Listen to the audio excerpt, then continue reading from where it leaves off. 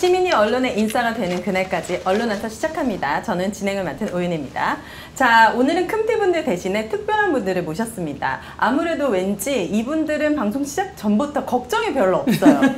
기운이 우선 좀 살아있는 느낌이라고 할까? 그 전에 우리 큼티분들은 많은 찌든 여런 역경과 고난 속에서 여기 오시면 많이 지쳐 보이셨거든요. 근데 이분들은 좀 다른 것 같습니다. 먼저 우리 신미 처장님 모셨습니다. 반갑습니다. 네, 반갑습니다. 그리고 이제 나머지 세 분은 제가 이제 이름을 호명해 드리면은 각자 자기소개를 하면 좋을 것 같은데요. 제가 뭐 장유 유서를 좋아하진 않지만 입산 연도를 보니까 이분은 무조건 처음 소개를 해드리는 게 맞는 것 같습니다. 자, MBC 본부 수석 부본부장이신 윤태호님 모셨습니다. 반갑습니다. 네, 반갑습니다. MBC 본부 수석 부본부장 윤태호입니다. 네. 그동안 이호찬 본부장님께서 이 자리에 앉아서 MBC를 이 자리에 앉으셔가지고 열변을 토해주셨는데 사실 내가 이호찬 본부장보다는 그래도 방송 부분에서 이런 건 좀 낫더라 또는 이런 게 불만이었다 뭐 이런 거 있으셨습니까? 아쉬운 점? 또는 뭐 생각보다 잘하더라. 저는 그 이호찬 본부장께서 이 참 생각보다 생각했던 것보다 말씀을 참 잘하시더라고요. 아, 기대 이상이었다. 네. 우리 부본부장님은 앵커 출신, 기자로 입사하셨고 앵커도 하셨나요? 예, 앵커 했었습니다. 아, 그래요? 대구 MBC의 뉴스데스크 앵커셨어요. 그럼 오늘 좀 잘해주셔야 되거든요. 앵커는 지금까지 없어서 기대치가 있어요. 일반 분들이 잘못 아시는 부분이 네. 이게 앵커라고 해서 말 잘하진 않거든요. 아, 그래요? 달라요. 네. 그럼 뭘 잘하죠, 앵커가? 그냥 비주얼? 적당히 비주얼? 네, 조금씩. 네. 알겠습니다. 오늘 기대하도록 하겠습니다. 자, TBS 지부 공동 비대위원장 이민준님 모셨습니다. 네, 언론노조 TBS 지부의 공동 비대위원장을 맡고 있는 이민준입니다. 목소리가 달라. 아니, 이분은 2022년도에 입사하셨어요, TBS 아나운서로. 그러니까 조금 정확하게 하자면은 제가 2021년에 이제 육아휴직 대체로 입사를 했다가 2022년에 이제 정규직으로 TBS 직원이 됐습니다. 그럼 그 전에는 무슨 일 하셨던 거예요? 제가 이제 그 MBC 스포츠 플러스라는 스포츠 전문 채널에서 네. 그 야구 중계 방송하는 스포츠캐스터였습니다. 네. 봐봐요. 질문하니까 말이 술술술 나오죠. 아니, 그리고 목소리가 달라. 딕션도 좋고 네. 오늘 아주 시작이 좋습니다. 자, 그리고 YTN 지부 공정방송 추진위원이신 한동호님 모셨습니다. 네, 안녕하세요.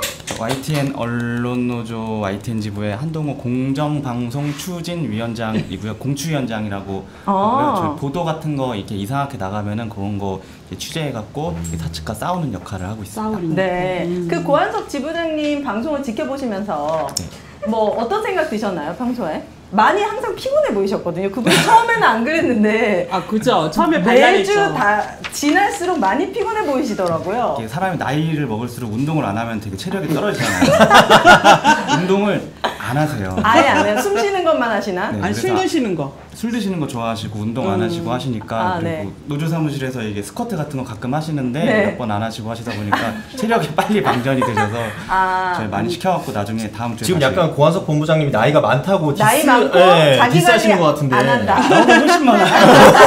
나이가 저보다 훨씬 많으세요. 아니, 그렇군요. 고한석 지부장님 하나 고발할 게 있어요. 뭐요? 없으니까. 네. 아니, 저희 한동호 위원장님, 공추위원장님을요. 네. 사석에서 그렇게 때려요. 어머? 그 지금 노조에 고발해야 되는 거 그러니까 아니에요? 이거 고소해야 되는 거 근데 아닙니까? 그게 애정이래요. 아, 많이 애정하시는 그거 거. 가스라이팅 아니에요? 짧게 말씀드리면 역사가 네. 있는데, 그러니까 한 100번 중에서 한 99번은 때리시고 네. 그 다음에 저도 술 취해갖고 이렇게 한번 이렇게 한 적이 있었는데 그때 얼굴을 네. 그 아스팔트에 가셔갖고 이렇게 한번 본인이 고한석 지부장의 얼굴에 갈았다고요? 서로 기억은 못하는데 그때 목격자들의 얘기에 따르면 제가 아스팔트에서 막 맞고 있다가 이거를 한번 던지셨대요. 제가 선배를. 그래서 이거를 얼굴을 그래서 이렇게 YTN 지금 쌍방이구나. 괜찮은 거 맞죠? YTN. 사이좋게 잘 지내고 있어요. 되게 돈독하다. 네, 아주 돈독해 보입니다. 오늘 이 세 분과 함께 다양한 이야기를 해볼 텐데 저희가 지금 KBS의 본부에 왔습니다. 그러나 KBS가 빠졌습니다. 왜 빠졌는지 우리 신미 차장님께서 설명 부탁드립니다. 네, 지금 KBS 본부가 오늘 0시죠. 예, 새벽부터 지금 파업 투쟁에 들어갔습니다. 그래서 오늘 하루 24시간 총 파업. 그래서 전국의 KBS 본부 조합원들이 지금 지역에서도 올라오셔가지고요. 지금 수백 명의 조합원들이 지금 KBS 본관 안에서 오늘 KBS 이사회가 열리고 있습니다. 차기 사장 후보자 면접 심사를 하고 있는데요. 이 과정이 매우 불공정하고 위법하다. 그리고 후보자로 나온 3명. 예, 저렇게 지금 조합원들이 곳곳에 지키면서 내에서. 저 아침 8시부터 제가 어. 알기로는 7시부터 저렇게 네. 지금까지 지금 사장 선임 다시 하라. 위법하다. 네. 그리고 이렇게 낙하산 사장 후보 자격 없는 후보들 받아들일 수 없다라고 지금 파업투쟁을 하고 있습니다. 네. 박상현 본부장님과 집행부 모두 저 현장에 가 있으시느라고 네. 여기 오늘 오지를 못했고요. 저희는 이런 KBS 파업투쟁을 또 지지하고 같이 또 연대하는 차원에서 또 이 자리에서 언론 아사를 하고 있습니다. 네, 오늘 정말 많은 분들이 와주셨어요. 이호찬 본부장님께서는 역시나 경계를 하는지 새 인물들이 오시니 많은 분들이 봐주신다고. 지금 이분 뭐 한가하신가 보죠? 아니 댓글창에 지금 거기 회의하고 계세요. 회의 중에 이렇게 댓글 남겨도 되는 겁니까? 이호찬 본부장님 네. 다 좋은데 네. 셈이 많아요. 아, 그게 좀 제일 안 좋아. 질투심이 많으시구나. 지금 거의 300분 가까이 봐주시고 계십니다. 아무래도 그전에는 어느 정도지? 그전에는 막- 밝히지 않겠습니다. 제가 1년 동안 해온 가오가 그렇죠. 있기 때문에. 예. 자, 좋습니다. 아니, 이렇게 이호찬 막- 본부장님이 네. 오늘 또 어떤 말씀 하셨냐면요. 네. 그래서 윤태호 수석님 대구의 얼굴로 불렸다. 아. 그러면서 그 노조위원장 선거 유세를 갔을 때 대구에서 어떤 분이 정준호 배우님 동생 아니냐고 어머나, 직접 어머나. 묻는 걸 목격하셨다고 네. 그런 제보를 해주셨는데 시샘이 많은 건가요? 아니, 그 이호찬 본부장이 한 번씩 네. 거짓말도 잘 아주 샘도 많고 거짓말도 잘하는 네. 그게 제일 못마땅합니다. 아니 또 겸손하게까지 하시고 큰일 났습니다. 네. 자, 그러면 오늘 지금 397분, 400분 가까이 오셨기 때문에 빨리 본 주제로 넘어가 보도록 하겠습니다. 자, 한 주간 공영방송에서는 무슨 일이 일어났을지 오랜만에 큼티 브리핑으로 시작하도록 하겠습니다. 먼저 각사 상황을 좀 간략하게, 이게 400분이 계시면은 지루하면 금방 또 나가시거든요. 아주 간략하고 조금 재미까지 제가 바랄 수는 없겠지만 쉽게 설명을 해주시면 좋을 것 같습니다. 먼저 MBC. MBC부터 얘기해 보도록 하겠습니다. MBC 무슨 일이 있었죠?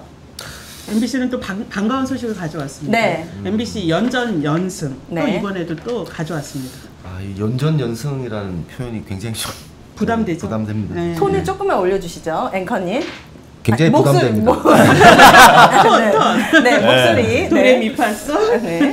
이게 지금 뭐 모든 이 스포츠도 그렇고 이게 이기면 또 지는 게 당연하잖아요. 그쵸. 그래서 늘 불안해요, 사실 우리 MBC 조합원들은.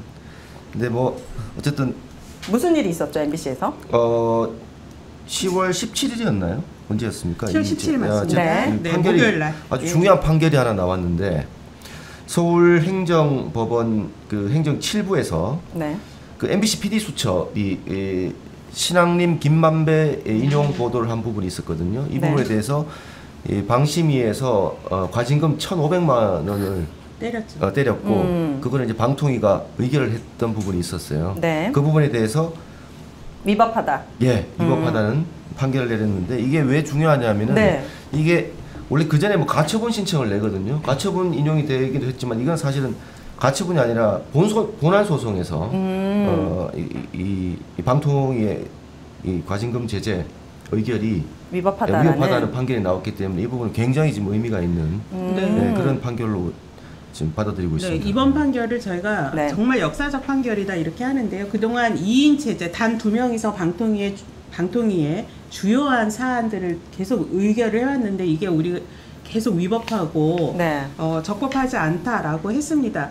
이게 과처분 인용에서는 계속 인용이 되어 왔었는데요. 본 소송에서 네. 본안 소송에서 2인 체제 방통위는 위법하다라고 명확하게 처음 판결이 나온 거라서요. 네. 이 판결을 한다면 그동안의 표적 심의로 무더기 법정 제재를 받은 다른 방송사의 제재도 다 취소가 될 가능성이 높고요.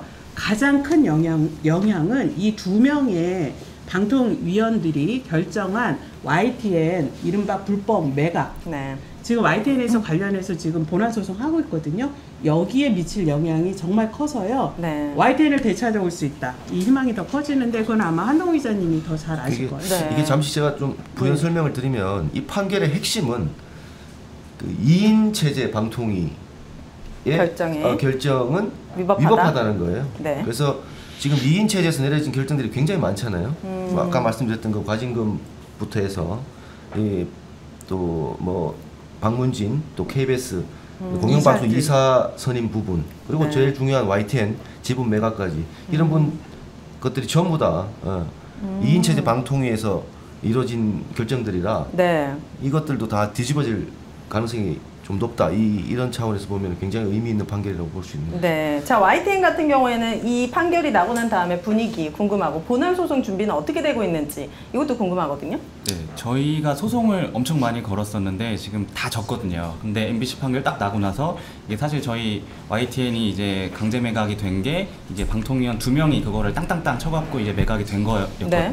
근데 이게 위법하다는 판결이 나오니까 저희가 이제 본안 소송을 계속 진행을 하고 있는데 그 재판부가 그 신문기 때 이런 말을 했었거든요. 2인 체제가 이게 좀 위법함에 대해서 재판부마다 좀 판단이 좀 다른 것 같다. 네. 그래서 우리 재판부도 다른 재판부의 좀 판결을 좀 충분히 보고 결정을 하겠다라고 얘기한 게 있어갖고 되게 직접적인 영향을 줄 것 같아서 저희 MBC한테 되게 감사드립니다. 그렇군요. TBS는 어떻습니까? 뭐 저희 같은 경우는 아무래도 이제 프로그램에 대해서 그 프로그램 PD들의 징계가 있었는데 그 징계 역시도 이제 취소될 가능성이 높다.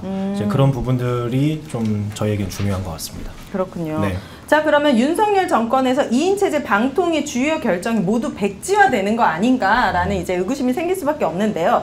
대표적으로 수신료 분리징수 시행령 지금 네. KBS에서 갖고 있는 가장 큰 또 문제점이고 그렇죠. EBS 이사 해임과 보궐 이사 선임 네. 또 KBS와 박문진 이사 해임과 임명 등 뭔가 이 관련된 소송 비용이라든지 행정 비용들이 세금으로 지금 나갈 수 있는 상황인데 이 사회적 비용 등은 이게 다 위법하다라고 결과가 나오면은 네. 어떻게 청구할 수도 있는 겁니까? 지금 벌써 방심위에서 이렇게 표적심의로 그 법정 제재를 했고 이게 가처분이라든지 소송에서 지금 방심위가 계속 지고 있어요. 예를 네. 들면 MBC 같은 경우는 벌써 19건이 가처분이 다 인용됐어요. 법정 제재 받은 거. 네. 근데 국회 국정감사에서 이렇게 해가지고 무리하게 소송한 것에 대해서 이 비용은 류일인 방심위원장한테 청구해서 내게 해야 된다. 개인적으로. 그렇죠. 본인의 그 무리한 정치적 야망으로 한 거기 때문에 네. 이에 대한 책임을 물어야 된다라고 지금 국회의원들이 특히 야당에서 네. 책임을 또 추궁하고 있거든요. 그러니까 그 비용이 벌써 이 소송 비용들이 억 단위가 넘어가고 있다 말이에요. 이게 참고로 그 우리 민주당 정동영 의원이 이 청문회 때 밝힌 내용인데 네. 이게 이제 방심위하고 이제 22대 총선 선방심의가 있거든요. 선거방송심의위원회. 네. 거기서 이 무더기 법정 제재를 해가지고 지금까지 쓴 그 변호사비가 2억 6천 네. 290만 원이라고 네. 합니다. 그게 방통위 예산에서 그렇죠. 집행이 됐어요. 네, 맞아요. 운영 예산. 네. 그래서 이제 정 의원께서 이제 이런 예산을 이렇게 쓰는 것은 문제가 있다. 지금 방통위가 그런 관련 예산이 없어서 네. 너무 많이 써가지고 다른 예산을 전용하겠다. 뭐 이런 계획을 밝히니까 정 의원께서 이건 있을 수 없는 이야기다. 그랬군요. 예. 자, 미디어오늘 출처로 보니까 방송사별 법정 제재를 비교해보니까 MBC가 아주 뜨거운 감자인 것 같습니다. 24건인가요? 네. 법정 제재가 이루어졌고. 요게 그러니까 류일인 방심이 이전과 그러니까 이러고 이후예요. 일어나고 나서. 예, 류일임이 오고 나서 저렇게 저희 법정 제재가 무더기로 늘어났고 특히 MBC, TBS 예, 표적으로 삼은 게 한눈에 보이잖아요. 그런데 요 자료는 그 후에 더 늘어났어요. 기사가 나왔을 때 저 정도였는데 네. 그 이후에는 더 늘어났죠. 네. 그런데 지금 윤대호 수석님이 말씀해주신 것처럼 소송 비용만 지금 2억 6천 290만 예, 근데 앞으로 이게 훨씬 더 늘어날 근데 거죠. 과거에도 이렇게 이런 사회적 비용에 대해서 개인에게 청구해서 받은 적이 있습니까? 언론계에서 이런 적은 없었던 것 그럼 같아요. 그 첫 번째 예를 여러분들이 좀 만들어 주시기를. 네, 저희도 소송 비용을 한 소송 6개 정도 했는데 한 1억 가까이 썼거든요. 네, 저희 YTN에서. 나중에- 네. 노조가요? 노조가. 네. 그래서 저희도 나중에 이기면은 다 청구해갖고 받으려고요. 네, 다음 꼭 집행부에서. 그런 선례를 만들어 놔야 이렇게 말도 안 되는 짓을 안 할 거 아닙니까? 너무 다들 너무 따뜻했다. 너무 뭐 이렇게 말로 표현할 수 없지만 어쨌든 그런 부분이 안타깝습니다. 자, 두 번에 박살핑 YTN. 박살핑 이거 무슨 의미인지 제가 또 티니핑 좋아하는데 혹시 그 사랑스러운 티니핑에 새로운 캐릭터가 등장한 겁니까? 네, 저희가 사실 캐릭터를 만들었었는데 네. 혹시 명예훼손 소송을 당할까봐 이게 막 전단지 같은데 쓰진 않았는데요. 네. 핫쇼핑이 엄청 인기가 많잖아요. 많죠. 그래서 저희가 이제 YTN을 박살낸 박살핑이라고 해서 저희 김백 사장님이 오. 저희 YTN의 공정방송과 여러 공정방송 제도들을 박살내고 있다. 그래서 이 박살핑을 다시 박살내고 다시 공정방송을 찾아오겠다. 이렇게 해서 캐릭터를 만들었던 게 있었습니다. 이 아이디어는 자기 관리 못하시고 술 많이 드신 고한석 지부장님한테 나온 겁니까? 아니면 우리 이동호 님에게 나온 겁니까? 저도 고한석 지부장은 이 핫쇼핑을 잘 모르셨어요. 그래서 그래요? 핫쇼핑은 엄청 잘하는 것처럼 얘기하시던데. 처음에 핫쇼핑이 뭐야? 이게 꼭 필요해? 라고 하셔갖고 핫쇼핑은 이런 거다 이런 거다 이런 거다 설명이 필요하셨군요. 그 다음에 찾아보셔갖고 하신 거고 네. 네. 나중에 저희 노보랑 이렇게 전단을 제작해 주시는 저희 조합원 분께서 요걸 아이디어를 내셔갖고 요거를 만들어 주셔서 이렇게 네. 저희가 실게 좋습니다. 아까 깜짝 놀랐는데 거의 600분 가까이 들어오셨다가 보고 이제 또 나가셨거든요. 그러니까 이 시간대도 좋은 것 같고 또 오늘 와주신 분들이 지금까지 아주 잘해주고 계시다. 자, YTN의 내부에서 어떻게 싸우고 있습니까? 저희는 바깥에서 보시기에는 YTN도 너무 조용한 거 조용합니다. 아니냐 이제 그렇게 말씀하실 수도 있고 공감도 가긴 가는데 내부에서는 엄청 또 치열하게 싸우고 있거든요. 이제 기사 한 문장을 어떻게 내보낼지에 대해서도 네. 계속 데스크랑 싸우고 있고 저희 노조 같은 경우도 이제 사형화 반대 집회를 이제 20여 차례 했었고 네. 성명은 50여 차례 냈고 소송도 지금 6차례 내고 있고 저희 YTN 시민 주주 운동 와주라도 계속 진행을 하고 있거든요. 이게 문제가 많이 되고 있거든요. 지금 가격이 3,000원까지 떨어져가지고 만원대에 사신 분들 특히 이호찬 본부장님이 지금 10만원어치 샀었는데 재산상의 피해가 있다.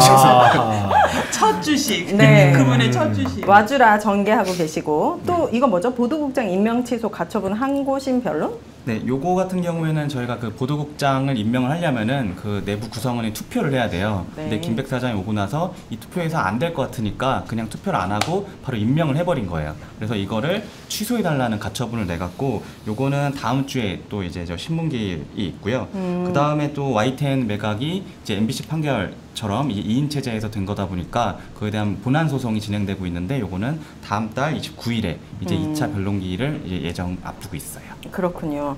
알겠습니다. 자, 그러면 TBS로 넘어가 보도록 하겠습니다. 절체절명의 TBS. TBS 국정감사가 좀 이슈가 됐었어요. 사실 그렇습니다. TBS 관련된 이야기를 국회의원들과 많은 분들 앞에서 할 기회가 없었는데 네.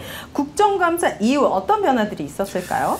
사실 안타깝지만 큰 변화는 없습니다. 네. 네, 큰 변화는 없고 10월 15일이었는데 그때 이제 저희가 서울시청 옆에서 저희가 집회를 진행을 했었거든요. TBS 직원들의 목소리를 한번 여러분들에게 좀 들려드리고자 집회를 네. 진행했었는데 사실 이제 많은 시민분들이나 또 저희를 좋아하시는 애청자분들이 마찬가지입니다. 아니 왜 TBS는 도대체 왜 안 싸우냐, 왜 목소리를 내지 않느냐라는 말씀들이 많으셔서 네. 저희도 목소리를 많이 내고 싶었다. 그래서 그 기회를 이제 10월 15일 국감날로 잡아서 진행을 했고요. 네. 저는 좀 이해가 되지 않았던 부분이 이제 국감날 이제 특히 행안위에서 이제 오세훈 서울시장님은 나는 TBS를 위해서 정말 왜 이렇게 노력을 다 했는데 왜 그걸 직원들이 몰라주느냐 이해가 되지 않는다라고 말씀을 하셨고 또 김병민 정무부 시장께서는 이건 다 시의회에서 진행한 일인데 왜 서울시 탓을 하느냐. 그러니까 이게 다 약간 뭔가 TBS 문제에 있어서는 내 탓은 아닌데 책임 회피하는 모습이 조금 안타까웠고요. 네. 현재 상황을 좀 말씀을 드리면은 저희가 이제 임금이 줄어든 지는 한 6개월이 됐습니다. 얼마나 줄어든 건데요? 반? 지금 그쵸, 절반 이상 다 줄어들었고 세상에 6개월. 그리고 이제 거의 임금이 낮은 직원들의 경우에는 최저 시급에 준하는 딱 그 정도만 이제 받는 상황이 지속이 되다가 네. 이제 9월이었죠. 9월 네. 25일부터는 지금 월급이 없습니다.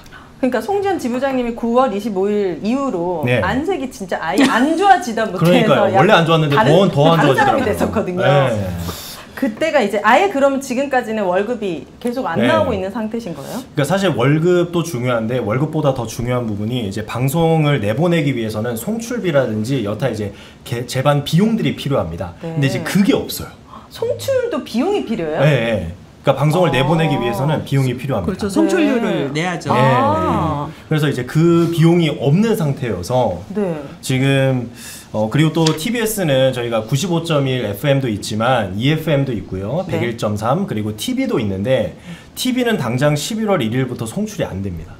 송출비가 없어서요. 네. 그러니까 만약에 TBS 채널을 틀게 되면은 블랙이 나가는 거죠. 까만 화면만 보이게 되는 와. 정말 절체절명의 위기 상황이고요. 네. 그래서 저희가 자본금이 100만 원밖에 없다라고 항상 말씀을 드리거든요. 그러니까 뭐 예를 들어서 다른 회사의 경우에는 건물이 있을 수 있고 뭐 부동산이 있을 수 있고 그런데 TBS는 아예 그게 없어요. 그러니까 저희가 지금 방송을 하고 있는 방송국도 건물 자체는 서울시 소유이기 때문에 네. 저희가 항상 이제 임대료를 지불하고 있는 상황이었는데 그것조차 낼 수가 없는 상황인 거죠. 그렇군요. 그래서 좀 다른 방송국들도 물론 힘들겠지만 네. 지금 TBS? TBS 상황과 비할 바가 좀- 아니죠 지금. 좀 저희가 조금 더 힘든 것 같다라고 그럼 말씀을 드리고 TBS 는 싶습니다.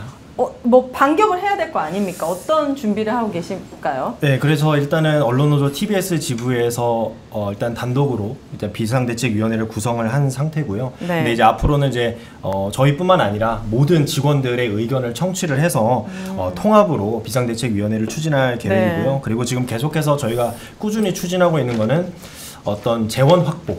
재원을 확보하기 위해서 지금 다양한 루트를 찾고 있는 상황입니다. 지금 뭐 여러 군데에 지금 문의를 해서 저희를 네. 어떻게 하면은 좀 도와주실 수 있을까 네. 그런 걸 좀 많이 문의하고 있는 상황이고요. 그리고 저희가 이제 궁극적으로는 사실 저희가 원래 회사 자체가 서울시의 어떤 지원을 전제로 만들어진 거거든요. 네. 그렇죠. 그러니까 공적 지원. 예, 공적 지원을 전제로 만들어진 회사입니다. 1990년에 이제 사업소로 출발을 해서 이제 그런 걸 기반으로 만들어진 회사인데 사실 그 기반이 그러니까 전제 조건이 무너짐으로 인해서 모든 것이 다 꼬였거든요. 다 복잡해져 버렸어요. 사실 네. 문제가. 근데 이제 저희의 목표는 이제 원상복귀가 목표입니다. 그러려면은 심플하게 어떤 게 이루어지면 되는 거죠? 다시 서울시 예산을 투입하면 되는 겁니까? 사실 이제 그게 먼저 선행돼야 된다고 저희는 판단하고 있습니다. 아, 네.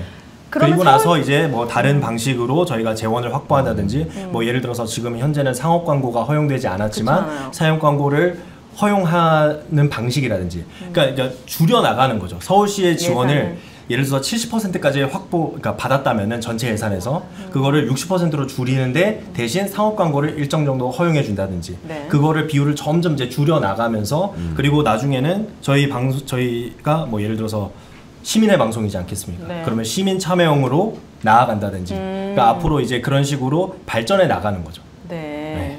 그러니까 가장 심플한 건 서울시가 그동안에 공적 지원했던 거를 복원하는 거예요. 예. 그러면 지금 국민의힘이 장악한 서울시 의회와 오세훈 서울시장은 그렇게 하지 못하겠다, 안 하겠다 이렇게 버티고 있는 건데 네. 서울시 권력을 정권을 바꾸면 가장 쉽겠죠. 그런데 그 지방선거는 2년 뒤에나 있는 거죠. 네. 2026년 3월인가요? 지방선거가 6월입니다. 6월인가요? 네. 그때까지 이렇게 어떻게 오랫동안 버틸 수 있겠느냐. 그리고 그때 이제 또 뭐 바뀔지 그건 또 보장 여부도 네. 지금 장담할 수는 없지만 그렇다면 TBS는 지금 상업 광고를 허용을 그동안 안 해주고 있었단 말이에요. 그러면 상업 광고를 허용을 다른 방송사처럼 해서 자력으로 운영을 할 수 있는 방안을 찾든가 또는 서울시가 공적 지원을 못한다면 서울시처럼 지방자치단체들 공적 지원이 가능한 곳을 찾는다든지 이런 여러 가지 방안을 놓고 지금 TBS 지부에서 비대위에서 노력을 하고 있는 것으로 알고 있는데요. 이게 당장 정파가 되는 걸 막아야 되는 송출료부터 지금 계속 지금 못 내고 밀려 있답니다. 네. 그래서 이거를 못 내면 이렇게 정파가 돼서 방송이 끊기는 이거는 좀 막아야 되지 않냐 해서 TBS 비대위도 지금 노력을 하고 있는데 이게 뭐 시민사회라든지 언론계 좀 전방위로 한번 같이 논의가 돼야 될 문제라고 생각합니다. 네. 알겠습니다. 자, TBS 문제는 저희가 더 꼼꼼히 챙겨보고 더 관심을 갖는 게 제일 중요할 것 같습니다. TBS 구성원들이 노력을 안 해서 이렇게 된 게 아니고요. 어쨌든 오세훈 시장과 서울시 의원들의 아주 편파적인 일로 인해서 한 방송국이 문을 닫게 생긴 부분이 있기 때문에 그 부분에 대해서도 많은 분들의 관심 부탁드립니다. 자, KBS 시민문화제 했었습니다. 저는 못 가봤지만 정말 비가 많이 내리는 날에도 지난 금요일 광화문 동아면세점 앞에서 열렸는데 많은 시민분들이 함께 하셨다고 합니다. 후토크가 궁금한데요. 어떤 일들이 있었을까요? 네, 이게 힘내라 공영방송 두 번째였어요. 첫 네. 번째가 힘내라 공영방송 지키자 MBC. 이번에는 구하자 KBS. KBS. 시민들이 왜 KBS는 구해야 되냐? KBS 꼭 구해야 되냐 이렇게 묻는 분들이 사실 처음에 좀 많았습니다. 있을 수 있죠. 네. 네. 그래서 또 저희들이 설명도 드렸고 많은 시민들의 좀 오해가 좀 해소된 부분은 겸손은 힘들다 뉴스공장에 KBS 본부장님이 나가서 왜 우리가 이렇게 시민들이 많은 질타를 함에도 용기를 내고 우리가 나올 수밖에 없었는가. 네. 더 이상 공영방송 KBS가 더 망가지면 이거 시민들한테 못 돌아가겠다고 판단해서 우리는 결단을 하기로 네, 했다. 이런 네. 호소가 시민들의 좀 마음을 움직인 것 같고요. 네. 그런데 그날 정말 애석하게도 아침부터 폭우가 쏟아졌어요. 맞아요. 그래서 저희가 시민분들도 저희 민원연에 전화를 진짜 많이 주셨어요. 이거 그대로 할 수 있냐고. 그런데 기적적으로 20분을 앞두고 비가 잦아들기 시작을 해서 진짜 비가 멈췄습니다. 네. 지난번 지키자 MBC 때도 거의 1시간 전에 멈춰서 우리가 이렇게 공영방송 지킬 때 폭우와 인연이 있나 이러는데 이렇게 거짓말처럼 직전에 비가 그쳐서 시민들을 만날 수 있었고요. 이번 KBS 구하자 KBS를 할 때는 KBS 분들도 정말 걱정을 많이 하셨어요. 시민분들이 많이 응원을 하러 와주실까. 그런데 동아면세점 앞을 다 메웠습니다. 그래서 네. 저희가 그 광화문이 떠나도록 공영방송 지키자와 함께 용산 방송을 거부한다. 그리고 시민들이 KBS는 주인이 시민이잖아요. 우리가 공영방송의 주인으로서 독립성을 네. 되찾겠다. 독립선언도 또 하는. 오늘 이제 세 분이 오셨으니까 최대한 세 분에게 발언권을 좀 드리도록 네. 하겠습니다. 자, 우리 한동호 위원장님도 가셨을 텐데 가셨나요? 네, 갔어요. 가서 보시고 어떤 걸 느끼셨고 시민들이 어떤 얘기를 해주시던가요? 저희는 이제 저희 전임자랑 이제 저희 조합원이랑 같이 이제 손잡고 갔었는데 네. 저는 비가 올 것 같아 갖고 우비를 가져갔거든요. 근데 비가 안 와갖고 저희 막 신나게 이렇게 뒤에서 이렇게 막 보고 있다가 네. 비가 살짝 와갖고 이제 우비 입고 이제 촛불 들고 이렇게 했었는데 이따가 후에 나오겠지만은 조혜진 PD님께서 KBS, 네. 엄청 되게 뭔가 정말 심금을 울리고 정말 감동적인 발언을 해주셨군요. 그렇습니다. 그러면 말 나온 김에 KBS 조혜진 PD님의 발언 영상 보고 오겠습니다. 이 오욕의 시간에 대한 책임을 그 죄과를 반드시 낙하산 방민과 그 곁을 둘러싼 경영진들에게 물을 것입니다. 오늘 KBS인들은 그 다짐을 실천하기 위한 첫 발을 뗐습니다. 2024년 10월 낙하산 방민이 불시착한 지 340일째인 오늘 전국 언론노조 KBS 본부 조합원 2,100명은 쟁의행위 찬반 투표를 92%의 찬성으로 압도적 가결을 시키고 마침내 오늘 투쟁의 대우에 섰습니다. 시민 여러분, 공영방송이 국민의 방송이 되는 길은 지리한 싸움의 연속입니다. 방송을 하는 날보다 하지 않는 날이 더 많을 때도 있었습니다. 그런 때 저희는 이 치열한 미디어 경쟁의 시대에 싸움만 하다가 이 산업에서 뒤처질까봐, 그래서 여러분들을 만족시켜드릴 수 없는 그런 방송을 만들까봐 가끔씩 너무나 두렵습니다. 그럼에도 그 두려움을 이기고 언제 끝날지 모르는 싸움을 하는 것이 KBS인의 사명이라면 국민께서 모아주신 2,500원으로 방송을 만드는 사람들이 져야 할 책임이라면 낙숫물로 돌을 뚫는 이 길 끝까지 가겠습니다. 이길 때까지 걷겠습니다. 정말 현장에서 저 목소리를 들었다면 더 감동이 있었을 것 같은데 어떻게 들으셨나요? 저도 사실 그날 걱정이 많이 됐거든요. 그날 상암에서 좀 근무를 하다가 있었는데 점심 때 비가 너무 많이 쏟아져가지고 맞아요. 엄청 많이 왔어요. 와, 이거 오늘 어떡하지? 약간 걱정을 많이 했었는데 제가 이제 도착했을 때쯤 되니까 비가 많이 그쳤더라고요. 그리고 이제 조혜진 PD님은 사실 제가 그때 날짜는 정확히 기억이 안 납니다만 저희가 여의도를 한 바퀴 이렇게 돌면서 거리 시위를 한 적도 있었거든요. 언론노조에서. 그리고 그때 KBS 앞에서 조혜진 PD님이 또 그때 발언을 하셨는데 사실 그때도 목이 안 좋으셨는데 이번에 보니까 또 더 목이 많이 안 좋아지셨더라고요. 네, 뭔가 절규하는 네. 듯한 그런 느낌이 있었던 것 같습니다. 사실 국정감사에서도 되게 발언을 또 잘해주셨잖아요. 맞아요. 그러셨는데 그러니까 조혜진 PD님도 이렇게 PD들의 그 또 마음은 사실 저렇게 목소리를 내는 것도 있지만 내가 좋아하는 프로그램 만드는 때가 이제 가장 행복한 건데. 당연하죠. 그 일을 못하니까. 네, 전 조혜진 괴롭죠. PD님이 정말 자기가 좋아하는 그 일 마음껏 할 수 있는 날이 빨리 왔으면 좋겠습니다. 네, 우리 윤태호 부본부장님께서는 아무래도 MBC는 파업을 그동안 사실 많이 했었잖아요. 그리고 또 이런 시련을 많이 또 겪어보셨을 것 같은데 어떠셨을까요? 조혜진 수석님 저 영상을 다시 보니까 네. 굉장히 마음이 좀 숙연해지는데요. 숙연해지고. 네. 이 조혜진 수석님이 좀 보면 이렇게 발언이 상당히 좀 이게 울림이 좀 있는 것 같아요. 특히 언론인 분들에겐 더 큰 울림이 올 것 같습니다. 좀 이렇게 되게 이렇게 기자나 뭐 아나운서처럼 정제되거나 이런 느낌보다는 이게 투박하지만 네. 굉장히 좀 진정성이 느껴지는 그런 이 울림이 좀 있고요. 네. 저는 그 자리에서 사실은 뭐 조혜진 수석님 발언도 그렇지만은 네. 이 박상현 본부장, KBS 박상현 본부장님. 지금 이 자리에 안 계시지만 파업 때문에 그 박상현 본부장의 발언도 저는 굉장히 좀 기억나는 발언이 있으실까요, 혹시?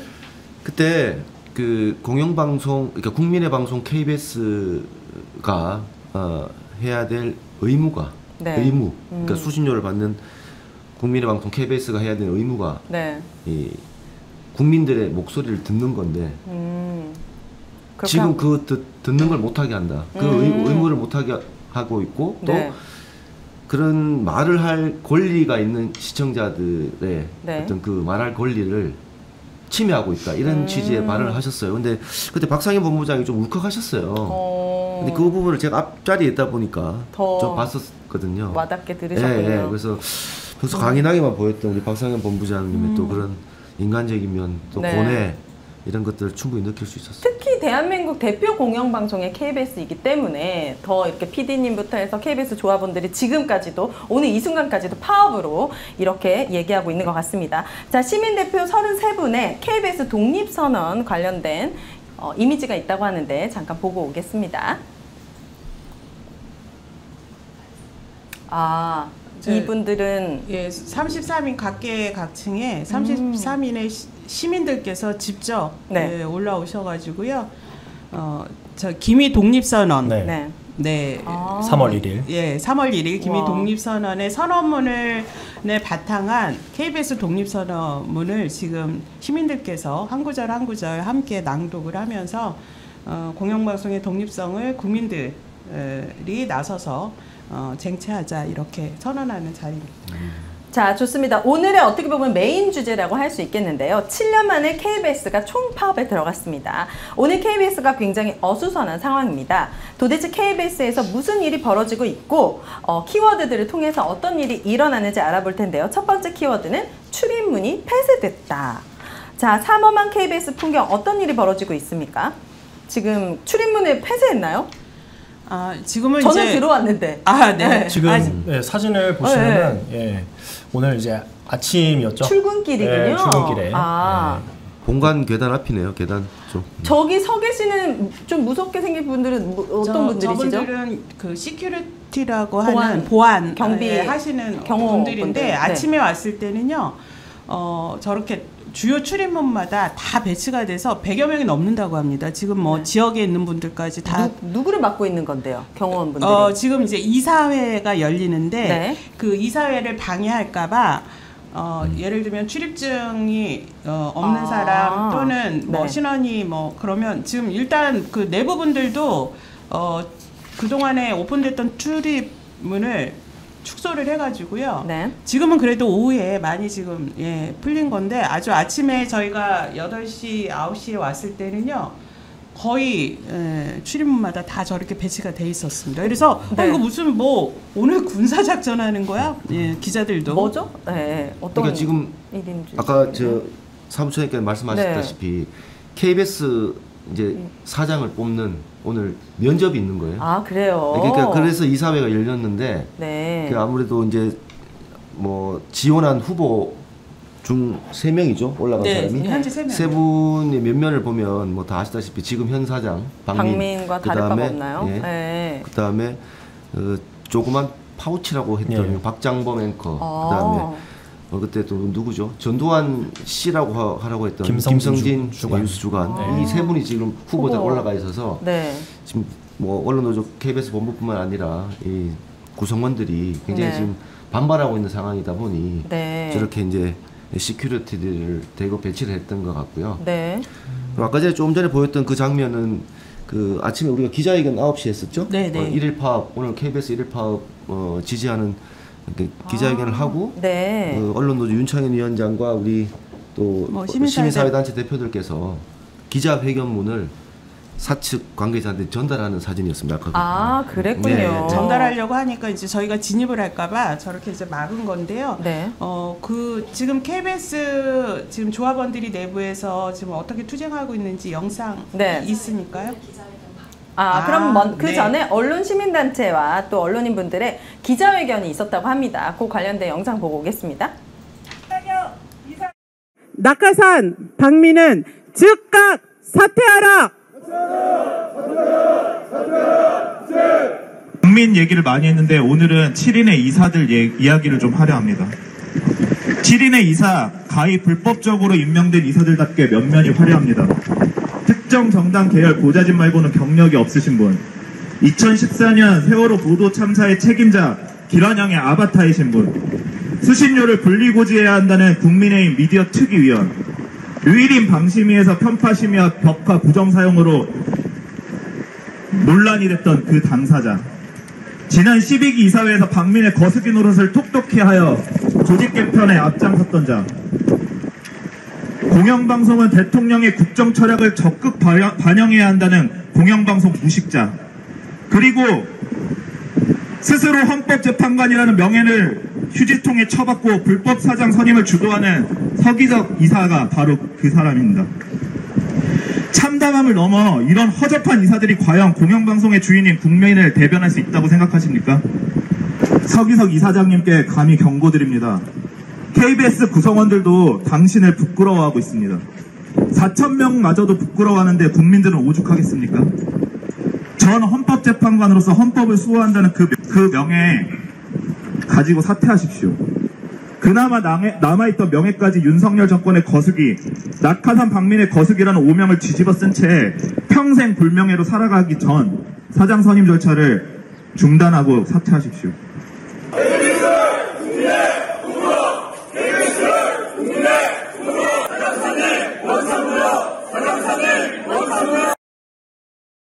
그럼 오늘 이 KBS 이사회 회를 통해서 사장이 결정되는 겁니까?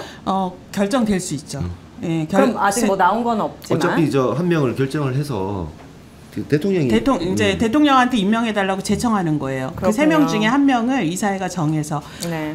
아까 낮에 첫 번째 면접 대상자가 그 파우치 네, 얘기했던 박장범 앵커 끝났고 두 번째 그 면접을 누가 받는지 그건 아직 네. 알려지지 않아서 저희도 모르고 있습니다. 네. 지금 현재 뭐 KBS 지부, 그러니까 KBS 본부의 분이 안 계시지만 몇 가지를 말씀드리자면은 네.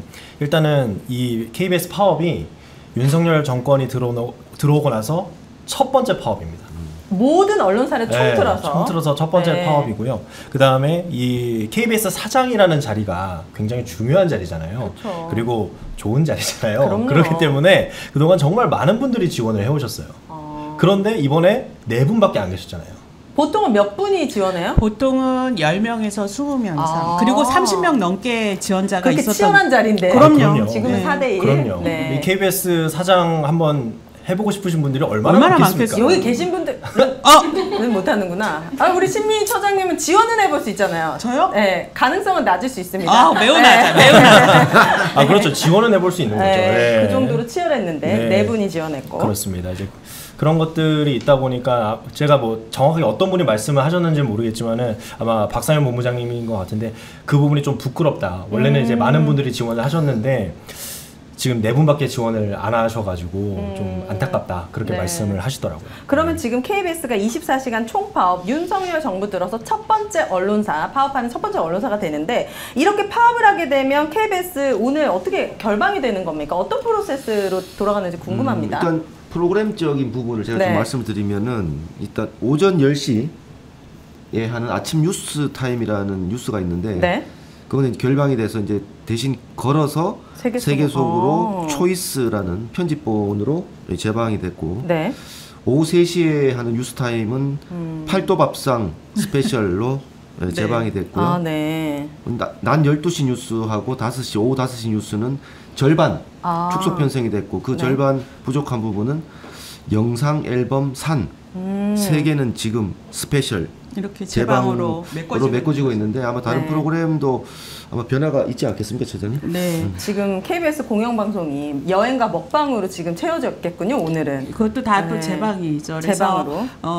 저희 기자회견에서 KBS 본부 사무처장님이 시청자분들에게 이렇게 돼서 송구하다는 사과를 드리는데 사실 이게 조합원들이 사과할 일이 아니잖아요. 그렇죠. KBS를 파괴하고 지금 이렇게 망친 자들은 다시 KBS를 장악하겠다고 저러고 있는데 이게 참 네. 안타까운 일이죠. 그렇더라도 KBS 공영방송을 지키기 위해서는 좀 불가피하니 시청자들이 양해해달라라는 부탁을 계속 하고 계십니다. 네. 현장 영상 하나 도착했는데 보고 가시죠. 네, 현장 영상. 좋습니다. 현장 영상.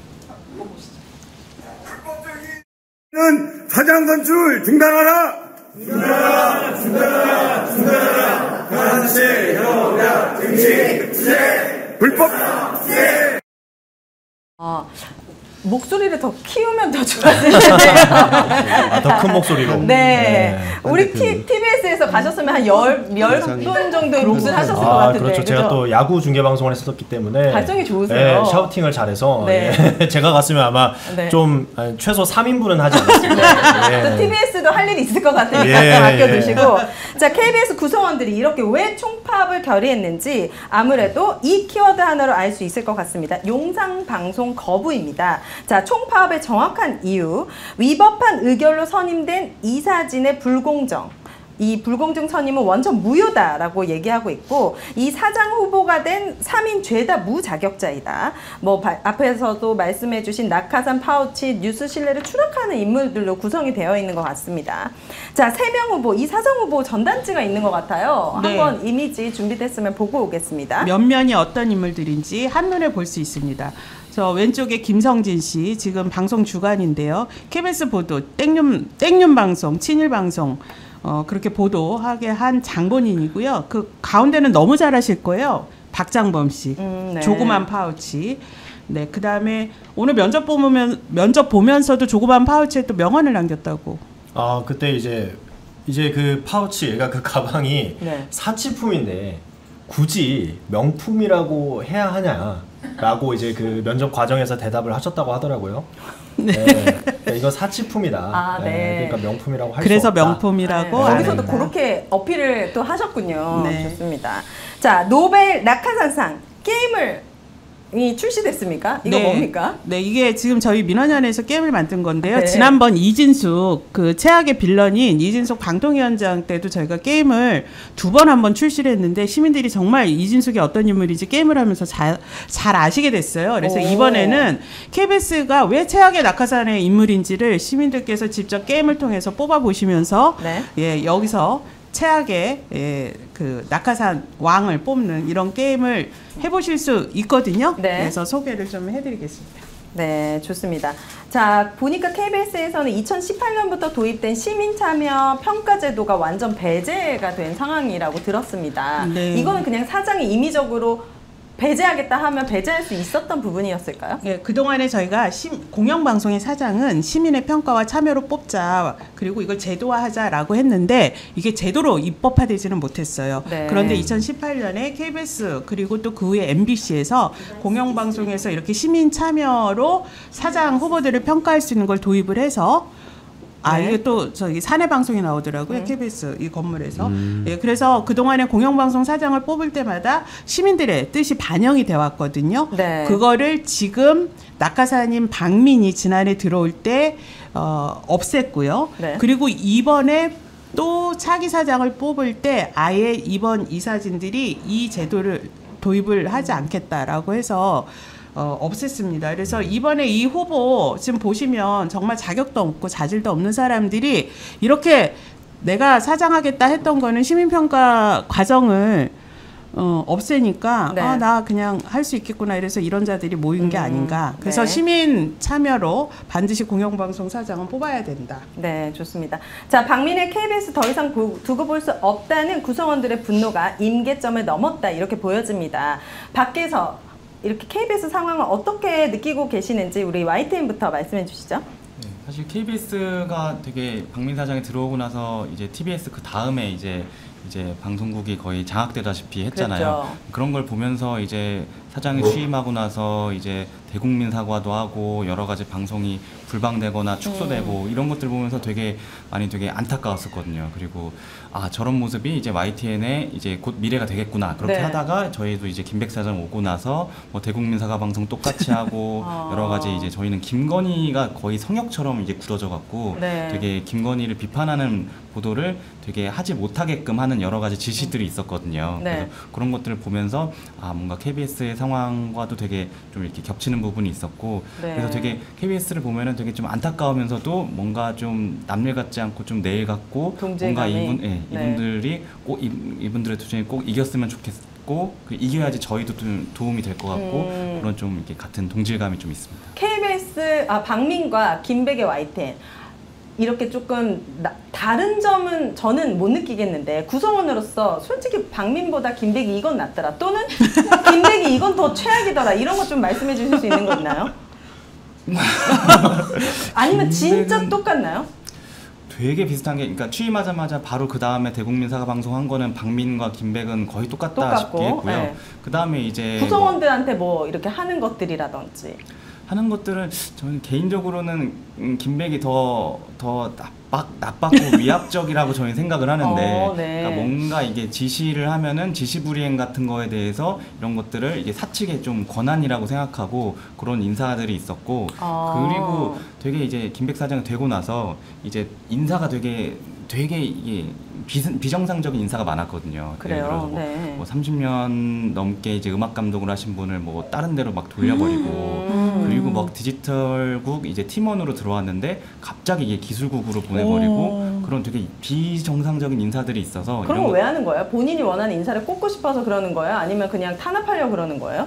뭐 사측의 주장은 뭐 여러 가지 뭐 순환 인사다 뭐 이렇게 주장을 하는데 사실 네. 뭐 이제 YTN이 이제 거의 700여 명 정도의 그 조직인데 네. 사람이 별로 없어요. 그러다 보니까 이제 그 현 사장이랑 좀 가까운 노조 쪽 사람들을 다 써도 사람이 모자란 거예요. 그러다 보니까 이제 이게 이 구멍을 이렇게 억지로 좀 메우다 보니까 이런 좀 이렇게 뭐 인사를 낼 때도 협의나 이게 동의나 이런 거 없이 그냥 바로 내서 이렇게 네. 좀 조합원들이 좀 힘들어하고 있고 그래서 김백이 더 사악하다, 나쁘지 않나. 악랄하다 그렇게 이렇게 생각하고 느낀다. 있습니다. 네.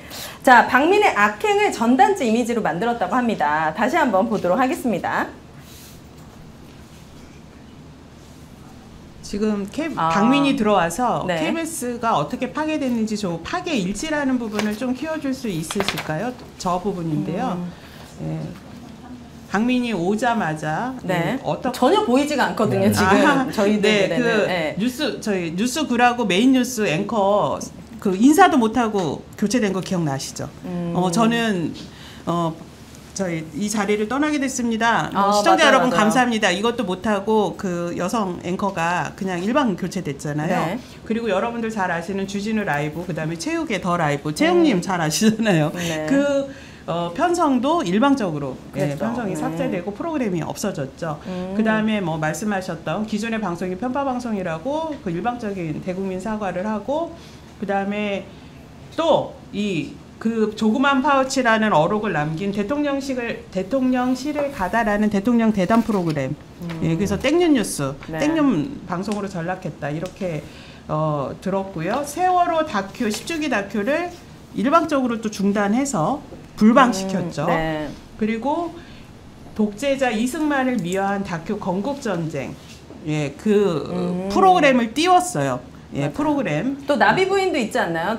그거는 이제 8월에 일어났죠. 8월 친일 방송. 8월 15일. 그다음에 이승만 이승만을 위한 다큐멘터리를 또 편성을 하고 그다음에 역사저널 그날 MC 교체 그다음에 프로그램 폐지 뭐 너무나 많은 KBS의 공영성과 공공성을 훼손하는 파괴하는 일들이 일어났습니다. 좋습니다. 자, 이게 정말 남의 일이 아닌 것 같습니다. 여기 나오신 MBC 그리고 YTN도 그동안 총파업을 해봤는데 그 파업 투쟁 어떤 과정을 겪었고 어떤 성과가 있었는지 궁금합니다. MBC부터 말씀해 주시죠. 사실 뭐 아시다시피 뭐 방송사 가운데서는 MBC가 또 파업을 오래 했었잖아요. 좀 오래 했던 가장 오래 한 건가요? 언론사 중에 170일 넘게. 최장기. 네, 172일 네. 파업을 2012년도에 했었어요. 네. 이제 저희들이 파업을 했던 가장 큰 이유는 소위 말하는 적폐 사장들이 공정방송을 못하게 했기 때문에 그 공정방송을 할 수 있게 해달라, 이 뭐 지극히 자연스러운 네. 뭐 아주 합당한 요구였거든요. 네. 근데 그게 이루어지지 않기 때문에 저희들이 사실 할 수 있는 마지막 수단이라고 할 수 있는 파업을 했던 거였고요. 네. 사실 파업을 통해서 그러면은 사장이 자진 사퇴한 건가요? 아니면 어떻게 마무리가 됐는지 궁금합니다. 자진 사퇴하는 경우가 많았죠. 아, 그래요? 그렇게 그 해서 사장 중에 하나가 김장겸인가요? 김장겸 사장이 해임이 됐죠. 거기는 해임이 됐고, 예. 그렇게 해서 이제 해임이 되거나 또 뭐 자진 사퇴하거나 이런 어떤 수순을 밟아서 네. 그 체제가 이제 막을 내리고 그렇게 해서 새로운 체제가 들어오면 또 이제 평온한 시기를 걷다가 네. 또 다시 뭐 KBS처럼 낙하산 사장이 와서 또 한 번 판을 뒤집으면 네. 또 이 그동안 쌓아놨던 이 여러 가지 유무형의 성과들이 한순간에 사라지죠. 무너지는 그런 일들이 반복되고. 네, 파업 기간에는 그러면 아예 무급여인 거죠. 그렇죠. 무노무임입니다. 노동을 하지 그래요? 않기 때문에 임금을 받지 못하는 그런 뭐 당연한 그러면 부분이죠. 파업에 참여하지 않는 구성원들도 있었을 거 아닙니까? 있습니다. 예. 그분들은 월급 받으시는 거죠? 그분들은 월급 받습니다. 그분들은 그러면 그 이후에 어떻게 또 새로운 정권이 오면 승진을 하거나 또 그런 것도 있습니까? 이게 좀 다른데 이게 자기 신념에 의해서, 그러니까 파업을 하기 싫어서 안 하는 분들도 있고, 네네네. 또 방송이라는 게 기본적으로 파업한다고 완전히 끊을 수는 없잖아요. 필수 인력이 필요한 거예요. 그쵸. 그분들은 어쩔 수 없이 이제 근무를 하는 거죠. 이 172일 동안 구성원의 몇 %가 파업을 했었던 거예요? 그때 제가 정확하지는 않지만 거의 뭐 한 8, 90% 될 거예요. 꽤 많은 네, 분들이 네. 50% 이상이 네, 어쨌든 파업을 하신 거고. 근데 이제 방송 기본적으로 나가야 되는 부분만 할 수 있는 분들만 빼고는 네. 다 파업을 동참을 하고 네. 했던 부분이고, 그 퍼센트 부분은 제가 좀 정확하지는 않은데 네. 제 기억으로는 그랬던 것 같아요. 대부분 분들이 다 파업에 동참을 했었고, 이제 또 재밌는 사실은 그렇게 해서 필수 인력에 대해서 일을 했던 분들은 월급을 받잖아요. 그럼 그 돈을 또 다시 모아서 네. 우리 또 이렇게 월급 못 받는 저희들한테 좀 나눠주시고 이렇게 하면서 저희들이 버티시고 버텼습니다. 예, 예. 그렇군요. 그러면은 제가 궁금한 건 MBC 같은 경우에는 워낙 오래 파업했고 또 그때 아주 사랑받던 무한도전이 막 안 나오면서 청취자분들, 시청자분들이 파업하는구나 알았지만, 특히 오늘같이 24시간 파업 같은 경우에는 청취자분들이나 시청자분들이, 국민들이 파업을 하고 있구나, 언론인들이 일어났구나라는 걸 피부로 알기가 힘들 것 같거든요. 사실 그렇죠. 그렇잖아요. 네, 사실 그렇죠. 네. 그래서 사실 그 언론인들 입장에서는 이 파업이라는 게 굉장히 최후의 수단이 그렇죠. 어려운 일임에도 불구하고 네. 시민들에게는 많이 다가가지 않는다는 거죠. 근데 YTN도 파업을 해보셨기 때문에 노하우를 좀 알려주시면 어떻게 하면 좀 시민분들에게 더 빨리 어필할 수 있을지, 어필할 수 있을지. 또 다른 언론들에서 좀 많이 실어주는 것도 좀 도움이 될 것 같기도 하고요. 이게 사실 많이 시민분들이 많이 이게 알아주셔야지 그 파업이 결국에는 이길 수 있고 이렇게 하는 건데, 근데 또 그러려면은 또 내부 구성원들이 또 이거를 잘 이겨내야 되거든요. 근데 파업은 저는 한 번 2018년에 해봤었는데, 네. 그때 파업 때 가장 힘든 거는 이게 돈이 안 들어오는 것도 있지만은 이길지 질지에 대한 그 불확실성이거든요. 그쵸. 오늘 하루를 살아도 이게 내일 이어질까 말까 이런 거에 대한 불확실성 때문에 이게 많이 흔들리는 경우가 있고, 그리고 며칠 좀 지나다 보면은 좀 이탈자분들이 좀 생기세요. 네, 그렇죠. 그러면은 저희도 또 흔들리고 그런 것들이 있는데, 이 KBS 본부 이제 조합원 분들도 네. 이제 오늘은 하루 파업이지만은 또 나중에 또 파업을 또 이게 계속 이어가시게 되면은 다 이게 내부에서 이게 단도리를 하고 내부끼리 좀 재밌고 이렇게 그런 유익한 시간을 가지시면은 그게 또 이게 또 내부에 또 이렇게 도화선이 돼서 또 외부에도 또 즐겁게 알릴 수 있고, 네. 그런 부분에서 좀 공감을 좀 받을 수 있지 않을까 싶어요. 좋습니다. 내부 사람들끼리 결속력이 결국에는 중요할 것 같은데, YTN에서 우리는 노종면, 조승우, 현덕수가 필요하다라고 해서 미디어 오늘의 기고를 한동훈 했다라고 기자님이 합니다. 쓴 글이 와, 있습니다. 그렇군요. 저 기사 내용을 요약해 주시면 어떤 내용인 거죠? 저 때는 저희가 YTN 해직 기자가 6분 계셨는데 그래서 노종면, 조승호, 현덕수 그때 전 선배들이 그때 해직되셨던 때였어요. 그래서 네. 저는 그때 2012년에 입사를 해서 같이 일을 못 해봤다. 근데 같이 일해보고 싶다. 뭐 그런 취지인데 그 다음에 이제 복직 되셔갖고 일을 해봤거든요. 네. 그래서 더 알고 싶진 않다. 많이 알았다. 충분히 알았다. 보안석 지부장으로 충분하다. 약간 그런 느낌. 저희가 네. 이제 사측이 나중에 되셔갖고 네. 저희가 이제 임금 협상하고 단체 협상할 때 네. 아우, 깜짝 놀랐습니까? 아유 예 그래서 네. 각자의 위치에서 이제 얘기를 최선을 하시더라고요. 다하자. 다 알았다 이제. 네, 알겠습니다. 자, TBS 같은 경우에는 쟁의권을 획득했지만 파업조차 할 수 없는. 조금 이제 수정을 하자면 네. 쟁의권도 없습니다. 그럼 무슨 저희가 말이죠? 파업을 할 수가 없어요, 아예.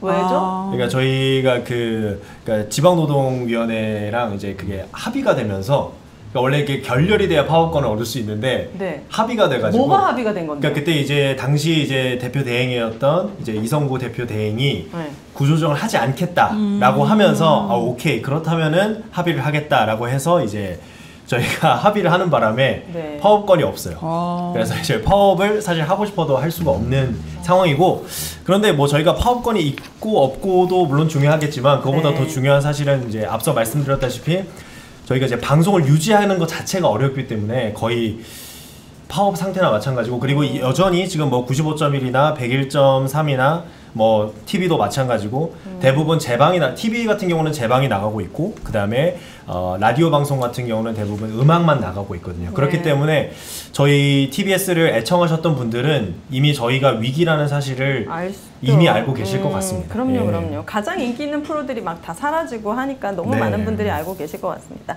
자, 파업은 공영방송 종사자들에게는 최후의 수단인데 시민분들에게 하시고 싶은 이야기가 있으시다면요, 우리 MBC부터. 뭐 아까도 말씀드렸다시피 이제 파업이라는 게 사실 이 노동자가 할 수 있는 최후의 수단이잖아요. 그만큼 이 파업이라는 게 굉장히 그러니까 결정하는데 쉽지 않다. 그렇죠. 네, 그리고 아까 말씀하셨다시피 굉장한 고통과 여러 희생이 뒤따를 수밖에 없는 그런 최후의 수단이기 때문에 네. 아마 KBS 지금 그 조합원분들도 많이 힘든 상황 속에서 어쩔 수 없는 선택을 내리셨다라고 저는 보고 네. 그래서 이제 시민분들께서도 굳이 뭐 파업을 해야 되느냐라는 어떤 시각보다는 파업을 할 수밖에 없구나라는 그런 공감 내지 이해를 네. 좀 해주셨으면 하는 그런 바람을 이 자리에서 말씀드리고 싶고 지금 KBS 조합원분들이 사실 뭐 매주 화요일마다 광화문 그죠? 거기 동아일보 앞에서 네. 수비대 언론자유수비대 활동을 하고 계시거든요.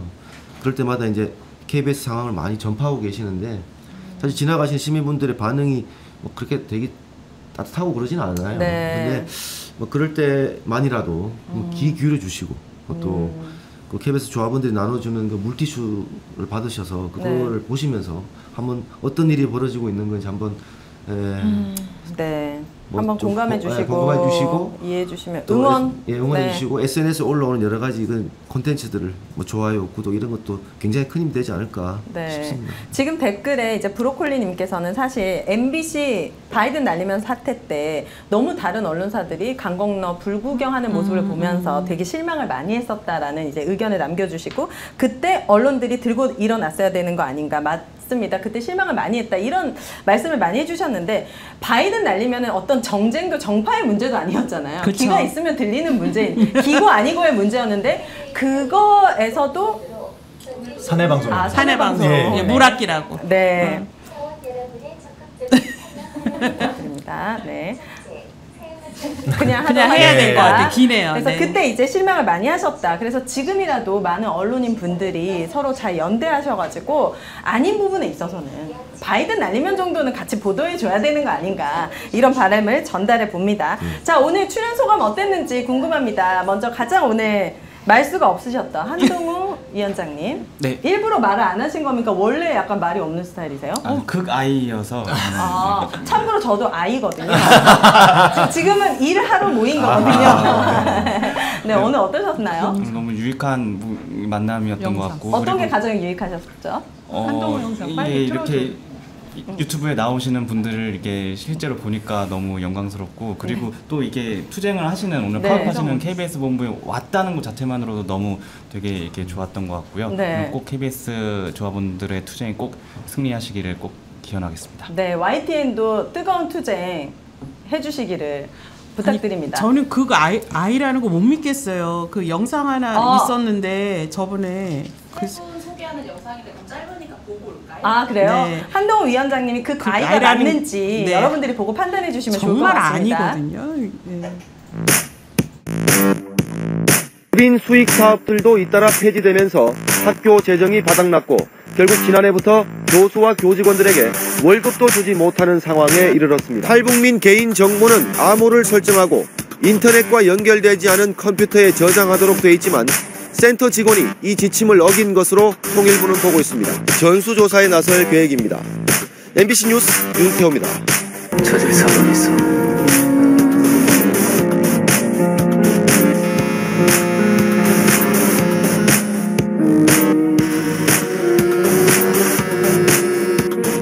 이빨 빼고 모조리 씹어먹어줄게. 죄송합니다. 오징어가 팝콘 씹어먹는 소리였는데요. 이런 삭발 풍경 요즘 정치권에서 자주 보입니다. 밀고 또입니다. 블루하우스 앞이 블루클럽이라도 된 걸까요? 오늘 3분 뉴스는 미용실에서 제 머리를 자른 동안 정치인 삭발을 얘기해보겠습니다. TBS 노동조합 그리고 전국 언론 노동조합의 TBS 지부에서 주최했습니다.